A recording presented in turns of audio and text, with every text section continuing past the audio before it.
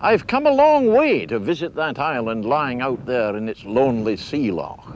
Not to land on it, mind you, no fear, you wouldn't catch me setting foot on it, or any of the crofters and fishermen that live in these parts either. No, I just wanted to take a boat out and have a closer look from a safe distance at Britain's most mysterious island.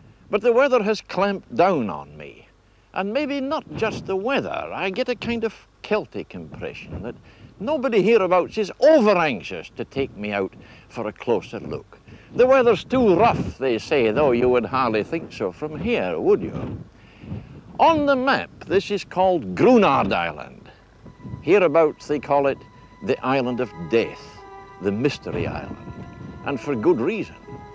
Now, this is not a story of old dark deeds or Highland superstition. No, this story started in 1942. The war had been going on for 3 years when suddenly a team of scientific boffins from the War Office took over the island and started experiments so secret that even today, 20 years later, very few people know just what went on over there. The local people were told nothing. What were these scientists up to on the island, do you think? I couldn't very well tell you what they were up to. You must make a guess at it, though. Well, we were making a guess at it that they were working on some germ warfare or something like that. And what made you think that? Well, we came to the conclusion that it was something from the island that did away with all the stock that was killed along here, that died. There were sheep and cattle and horses.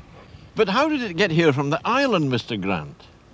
Well, one theory is that there was a ship washed ashore on the sand in the bay, that nobody knew anything about the ship, but that it had a halter around its neck. And there was a dog seen eating the sheep. Well, that dog was seen to be sick all over the place. Whether that was the cause or not, we couldn't figure out. But there was beasts died in the area in which that dog was sick on. Now, what did you lose?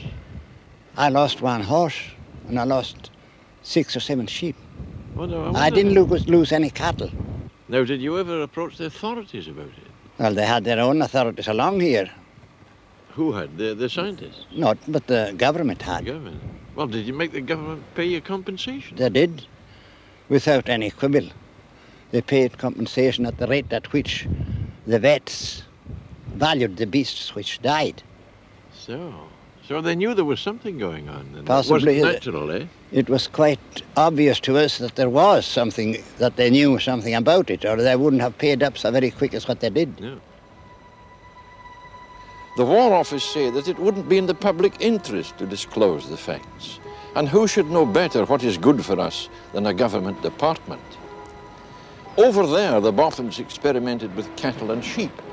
And if mainland observers really saw what they have described, the experiments had at least a limited success. Now, they were experimenting with animals over on the island there, weren't they, Mr. Matheson? Yes. Had many of them? Well, they had all kinds, I don't know. Sheep, cows? Sheep and cows. They bought some from me anyway. Did they? Yes. Now, what happened to these animals? Have you any idea at all? Well, I'm sure they would be poisoned. Now, what makes you think that?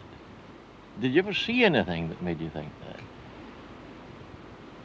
Well, I used to watch the smoke coming down on the top of them. What do you mean by smoke? Was it a cloud of... A cloud rolling above the earth, coming towards these animals. Where were the animals? They were staked over there. Oh, I see. They were tied up in Yes, a line, were they? In a line. And then this cloud rolled down? Yes. Now, do you think it was poison gas they were using? Well, I think it was all kinds of poison gas. I think you're holding out on me Anthrax. a bit, you know. I've heard it said that some people did see these animals falling dead when this cloud hit them. And I was wondering if that was true.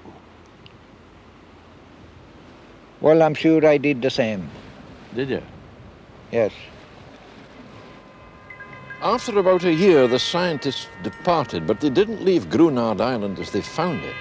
That is still contaminated ground, still so dangerous that the War Office put up notices like this one only 4 years ago, 16 years after the event. Now, you don't get any trouble now, of course, from this long ago affair, do you? Well, yes, in this particular place, yes. I lose sheep, you know, in the spring. Mm-hmm. When the grass begins to grow again. But you'd lose sheep normally here and there always, would you? Oh, yes, but I lose more in this particular place.